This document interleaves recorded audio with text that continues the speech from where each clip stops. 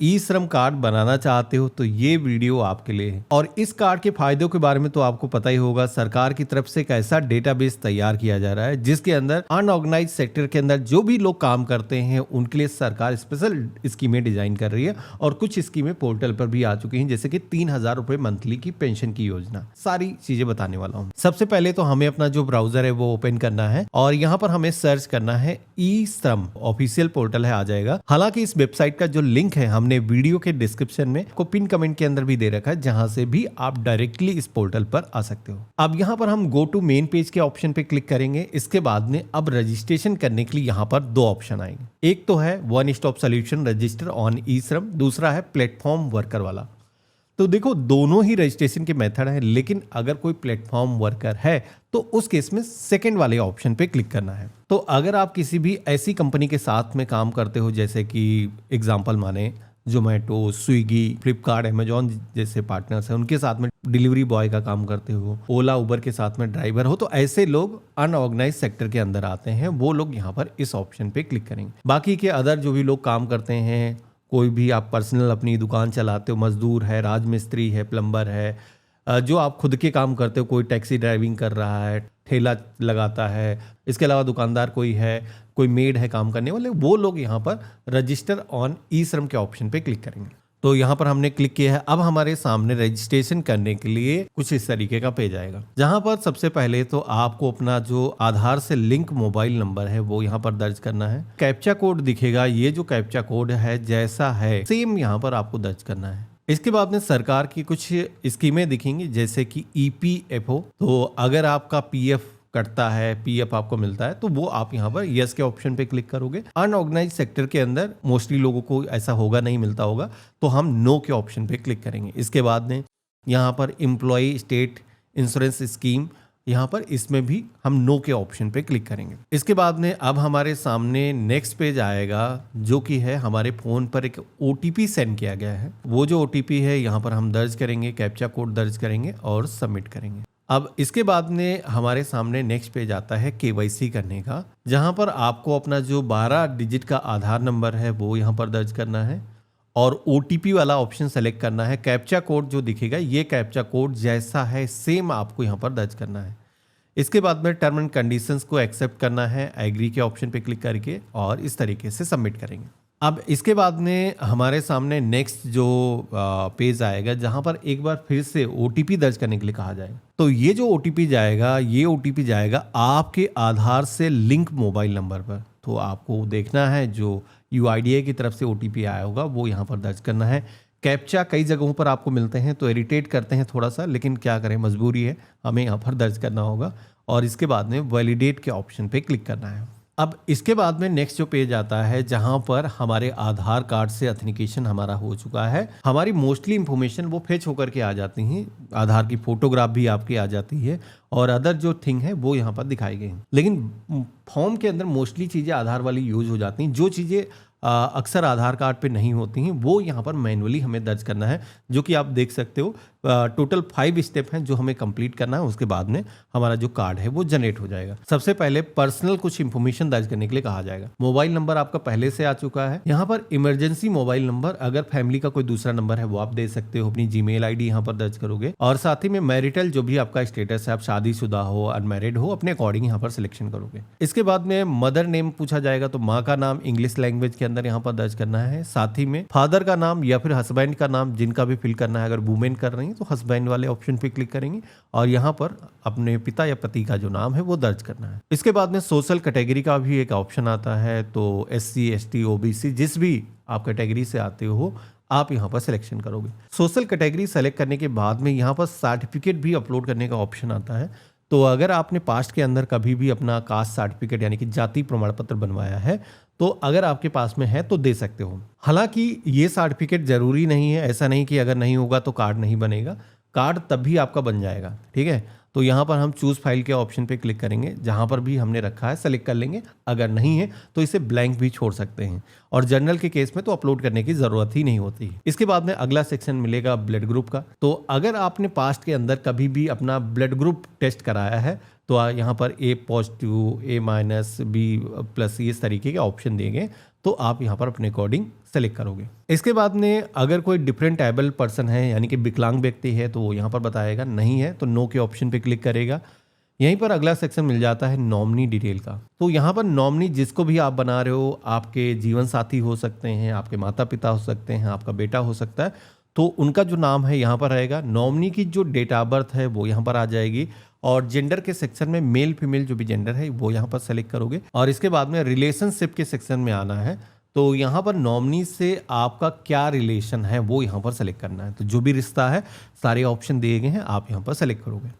इसके बाद में नॉमिनी का जो एड्रेस है वो भी यहाँ पर मांगा जाएगा। तो यहाँ पर जो भी एड्रेस है एक लाइन के अंदर ही आपको फिल करना है, ब्रीफ में एड्रेस दर्ज कर सकते हो। और इसके बाद में नॉमिनी का जो मोबाइल नंबर है, अगर उनके पास में फ़ोन नंबर है तो दर्ज कर लेना है, अगर नहीं है तो ब्लैंक छोड़ सकते हो या फिर आप अपना ही नंबर रिपीट यहाँ पर टाइप कर सकते हो। अब इसके बाद में दिए गए सेव के ऑप्शन पे क्लिक करेंगे तो नेक्स्ट फॉर्म आ जाएगा, जहाँ पर अब हमें अपने घर की जो इन्फॉर्मेशन है यानी कि पता की जो इन्फॉर्मेशन है, रेसिडेंशियल जो भी डिटेल है वो दर्ज करना है। जिसमें पहला यहाँ पर जो सेक्शन मिलता है वो है होम नेटिव स्टेट का। तो आप सभी का जो होम स्टेट है, अगर आप काम के सिलसिले में किसी दूसरी जगह पर आ चुके हो और आपके केस में आपका जो होम स्टेट है वो चेंज है, तो आप सबसे पहले तो यहाँ पर वो स्टेट सेलेक्ट करोगे जहाँ पर आपका मूल निवास है। तो यहाँ पर हम अपना होम स्टेट जो भी है वो सेलेक्ट कर लेंगे, डिस्ट्रिक्ट यहाँ पर सेलेक्ट कर लेंगे। स्टेट स्पेसिफिक आईडी ये होगी नहीं और इसकी ज़रूरत भी नहीं है, आप इसे ब्लैंक छोड़ सकते हो। इसके बाद में बारी आती है करेंट एड्रेस की। तो देखो, अगर आपका जो एड्रेस है सेम ही है जो ऊपर आपने होम स्टेट सेलेक्ट करी है तो आप यहाँ पर उसका जो पता है दर्ज करोगे। इसके अलावा अगर आप काम के सिलसिले में किसी दूसरे शहर के अंदर हो, रुक रहे हो, तो वहाँ का जो करंट एड्रेस है वो आप यहाँ पर दर्ज करोगे। जिसमें भी सबसे पहले तो आप शहरी क्षेत्र से हो या फिर ग्रामीण क्षेत्र से हो, आपको सेलेक्ट करना है। और इसके बाद में जो भी आपका एड्रेस है, एड्रेस लाइन 1, एड्रेस लाइन 2 के सेक्शन में आकर के जो भी बिल्डिंग अपार्टमेंट का नाम है वो दर्ज करोगे, हाउस नंबर दर्ज करोगे। ग्रामीण क्षेत्र के केस में आपको अपने गांव का नाम और इसके बाद में ग्राम सभा का नाम, पोस्ट ऑफिस का नाम रहेगा। और इसके बाद में स्टेट और डिस्ट्रिक्ट यहाँ पर चूज करना है। सब डिस्ट्रिक्ट यानी कि तहसील का नाम, पिन कोड आपके आधार कार्ड पर होगा, बैक साइड में आप यहाँ पर दर्ज करोगे। इसके बाद में यहाँ पर यह भी पूछा जाता है कि इस पते पर आप कब से निवास कर रहे हो। तो यहाँ पर आप जितने भी सालों से इस पते पर आप निवास कर रहे हो आप यहाँ पर सेलेक्ट करोगे। इसके बाद में सेकंड ऑप्शन मिलता है परमानेंट एड्रेस का।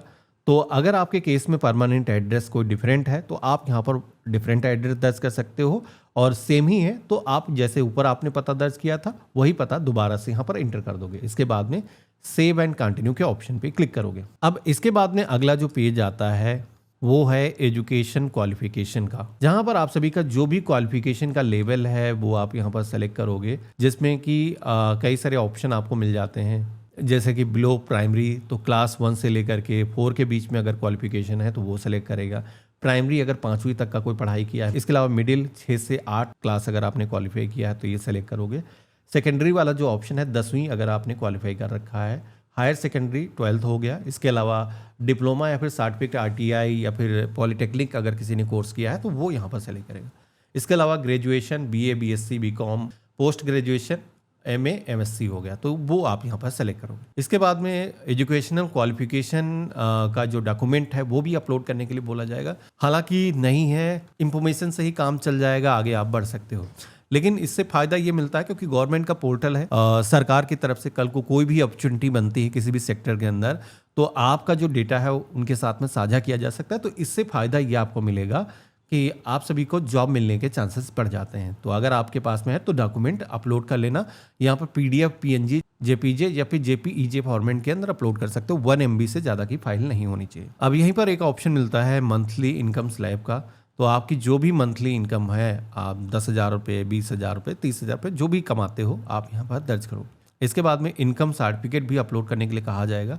ज़रूरी नहीं है, हम आगे बढ़ेंगे, सेव एंड कंटिन्यू के ऑप्शन पे क्लिक करेंगे। अब ये जो सेक्शन आएगा ई श्रम कार्ड को बनाने के लिए, ये सेक्शन काफी इंपॉर्टेंट होता है। यहाँ पर आपको ध्यान से देखना है। देखो, सबसे पहले तो यहाँ पर एक ऑप्शन मिलता है ऑक्यूपेशन एंड स्किल के अंदर आप देखोगे कि पहला ऑप्शन दिया गया है प्लेटफॉर्म वर्कर वाला। देखो, अगर आप किसी भी एप्लीकेशन के साथ में काम करते हो, जोमेटो, स्विगी, उबर, ओला, ऐसी कंपनियों के साथ में काम करते हो तो आपको यस के ऑप्शन पे क्लिक करके उनकी जो आईडी, रजिस्ट्रेशन आईडी दर्ज करनी होगी। हालांकि अगर आप उन कैटेगरीज के अंदर काम नहीं करते हो तो आप फिर प्राइमरी ऑक्यूपेशन रजिस्ट्रेशन के सेक्शन में आओगे, यहाँ पर आपको बताना है। एक चीज और यहाँ पर क्लियर कर देना चाहता हूँ, देखो जब भी आप रजिस्ट्रेशन करते हो तो अनऑर्गेनाइज सेक्टर के अंदर बहुत सारे सरकार की तरफ से काम को आइडेंटिफाई किया गया है। मुझे लगता है 5 से 10 हज़ार के बीच में ऐसे काम है जो कि लिस्ट पोर्टल पर अवेलेबल है। अगर आपको देखना है तो क्लिक हेयर का ऑप्शन मिलता है, इस पर क्लिक करके आप यहाँ पर पूरी लिस्ट देख सकते हो कौन कौन से ऐसे काम हैं जो कि यहाँ पर रजिस्ट्रेशन कर सकते हैं। डिजिटल कोई भी वर्क अगर आप करते हो, डाटा एंट्री का कोई काम करता है, इसके अलावा ऑनलाइन अगर आप सेल करते हो मीशो अमेजोन पर, कोई क्लाउड किचन चलाता है, टिफिन सर्विस देता है, मोबाइल रिपेयर की कोई काम करता है, लैपटॉप कंप्यूटर रिपेयरिंग का काम करता है, कोई मजदूर है, राजमिस्त्री है, पेंटर हो गया, प्लम्बर हो गया, ऑटो टैक्सी ड्राइवर हो गया, किसान हो गए, खेत में मजदूरी करने वाले, डेयरी या फिर पशुपालन करने वाले, मोस्टली ऑक्यूपेशन यहाँ पर मिल जाते हैं। यहाँ पर लिस्ट में से देख करके आप चाहो तो वैसा ही यहाँ पर स्पेलिंग टाइप करोगे, सजेशन आ जाएंगे। जैसे कि कंप्यूटर का कोई काम करता है तो यहाँ पर कंप्यूटर लिखेगा तो उससे रिलेटेड जो भी काम होंगे वो सजेशन आ जाएंगे। अगर कोई कारपेंटर का काम करता है यहाँ पर सर्च करोगे तो यहाँ पर काम आ जाएंगे। जो भी आप काम करते हो सबसे पहले तो प्राइमरी ऑक्यूपेशन के सेक्शन में यहाँ पर सेलेक्ट करना है। जब भी आप सेलेक्ट करते हो तो सेकेंडरी ऑक्यूपेशन और फाइनल जो ऑक्यूपेशन है उसकी भी लिस्ट आएगी, तो यहाँ पर आप सिलेक्शन कर लोगे। अब यहाँ पर सेकेंडरी ऑक्यूपेशन के बारे में मैं आपको बता देता हूँ। देखो ऊपर जो आपने जॉब रोल सेलेक्ट किया है, आपके इसी जॉब रोल के बिहाफ पर आपका जो ई श्रम कार्ड है वो क्रिएट हो जाएगा। लेकिन अगर आप इस काम के अलावा भी अगर कोई दूसरा काम करते हो, आपके पास में कोई स्किल है तो आप बता सकते हो। उससे चांसेस रहते हैं कि फ्यूचर के अंदर कहीं पे भी अगर जॉब होती है उस कैटेगरी के अंदर लोगों को सरकार की तरफ से कोई बेनिफिट दिए जाते हैं तो आपको भी फायदे मिलेंगे। तो यहाँ पर सेकेंडरी जो एक्सपीरियंस है, जैसे कि आपने ऊपर सेलेक्ट किया था वहाँ पर सेलेक्ट कर सकते हो। लेकिन उससे पहले यहाँ पर पूछा जा रहा है वर्क एक्सपीरियंस के बारे में, तो कितने साल आपने प्राइमरी वर्क किया है। तो यहाँ पर जितने भी सालों से आपने काम किया है वो यहाँ पर इंटर करोगे और सेकेंड ऑक्यूपेशन में आकर के यहाँ पर अगर कोई है स्किल तो इंटर करोगे। अब इसके बाद में यहीं पर ऑप्शन मिलता है ऑक्यूपेशन सर्टिफिकेट वाला। तो अगर कोई सर्टिफिकेट आपके पास में है, आपने आईटीआई करी है या फिर आपने गवर्नमेंट की तरफ से कोई और ट्रेनिंग चलाई जाती है उसके अंदर आपने कुछ स्किल हासिल करी है तो आप यहाँ पर उसका जो सर्टिफिकेट है अपलोड कर सकते हो। यहीं पर एक ऑप्शन मिलता है आपने जो स्किल है ये कैसे हासिल करी है। तो देखो अगर आपने कोई फॉर्मल ट्रेनिंग ली है, कोई टेक्निकल ट्रेनिंग आपने हासिल करी है तो आपको ऑप्शन मिल जाता है ये वाला, ये सेलेक्ट करोगे। इसके अलावा अगर आपने कोई स्किल उसकी हासिल नहीं करी है, खुद से आपने सीखा है तो do not receive any vocational training, technical training, ये सेलेक्ट करो। सब स्कीम के सेक्शन में आओगे तो और भी इसको डिटेल में आपको बताना है, जैसे कि आपने किस तरीके से सीखा है। एक तो सेल्फ लर्निंग हो सकती है या फिर आपने जॉब करने के दौरान आपने सीखा हुआ है, कोई अदर तरीके से सीखा है तो यहाँ पर आप सिलेक्शन कर सकते हो। यहीं पर एक ऑप्शन मिलता है क्या आप इंटरेस्टेड हो फ्यूचर के अंदर सरकार की तरफ से कोई भी फॉर्मल ट्रेनिंग अगर आपको कराई जाती है तो आप करना चाहोगे तो अच्छा है, आप कर लोगे तो आपके पास में सर्टिफिकेट आ जाएगा। तो हम यहाँ पर यस करेंगे। इसके बाद में सेव एंड कंटिन्यू के ऑप्शन पे क्लिक करेंगे। अब इसके बाद में नेक्स्ट जो पेज आता है वो है बैंक डिटेल का, जहाँ पर सबसे पहले तो आपको बताया जाएगा कि आपका जो बैंक खाता है क्या आधार से लिंक है या नहीं लिंक है। तो मेरे केस में जैसे कि नो आया है और लिंक कर लेना, इसके बाद में कर लेना। हालांकि आज की डेट में ऑनलाइन घर बैठे हो जाता है क्योंकि सरकार की तरफ से मोस्टली जो बेनिफिट आज की तरफ डेट में दिए जाते हैं वो फायदे आपके बैंक खाते पर ना सेंड करके आपके आधार नंबर पर सेंड किए जाते हैं और आधार जिससे भी लिंक होता है आपके जो पैसे हैं उस चीज़ में आ जाते हैं, उस बैंक खाते में आ जाते हैं। तो यहाँ पर हमें बैंक अकाउंट नंबर सबसे पहले तो यहाँ पर दर्ज करना है और इसके बाद में कन्फर्म बैंक अकाउंट नंबर के सेक्शन में आकर के रिपीट अपना जो अकाउंट नंबर है वो यहाँ पर दर्ज करना है। और इसके बाद में अकाउंट होल्डर का जो नाम है यानी कि अपना जो नाम है वो आप यहाँ पर दर्ज करोगे।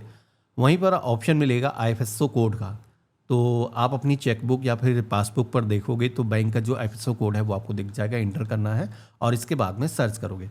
तो जैसे आप सर्च करोगे तो आपके बैंक का नाम, आपकी ब्रांच का नाम, ये सारी इंफॉर्मेशन यहाँ पर आ जाती है। आपको अब पेज में आगे बढ़ना है और एक समरी पेज आ जाएगा, यानी कि फॉर्म के अंदर जो भी इंफॉर्मेशन मांगी गई थी वो हमने सफलतापूर्वक भर दी है। अगर आपके केस में कहीं पे भी स्पेलिंग मिस्टेक हो गया तो आप यहाँ पर बैक जा करके एडिट कर सकते हो। हम यहाँ पर सबमिट करना चाहते हैं, इसके लिए आई अंडरटेक के ऑप्शन पे क्लिक करेंगे और यहाँ पर एक ऑप्शन मिलेगा, क्या आप नेशनल करियर सर्विस पोर्टल पर भी रजिस्ट्रेशन करना चाहते हो। तो अगर आप कर लोगे तो फायदा रहता है। नेशनल करियर सर्विस पोर्टल पर बहुत सारी जॉब्स आती रहती हैं, गवर्नमेंट सेक्टर की, प्राइवेट सेक्टर की, तो वहाँ पर भी आपको नोटिफिकेशन मिल पाएंगे। तो अगर आप चाहो तो येस के ऑप्शन पे क्लिक कर सकते हो। तो यहाँ पर हम सबमिट के ऑप्शन पे क्लिक करेंगे। तो इतना करते ही आप देखोगे कि हमारे सामने हमारा जो ई श्रम कार्ड है वो यहाँ पर जनरेट होकर के आ चुका है। हम यहाँ पर डाउनलोड करके अपने पास में रख सकते हैं। डाउनलोड का ऑप्शन यहाँ पर दिया गया है। आपको एक यूनिवर्सल अकाउंट नंबर मिलता है। ये जो नंबर है फ्यूचर के अंदर जब भी सरकार की तरफ से कोई स्कीमों का बेनिफिट आपको दिया जाएगा वहां पर आप इस्तेमाल कर सकते हो।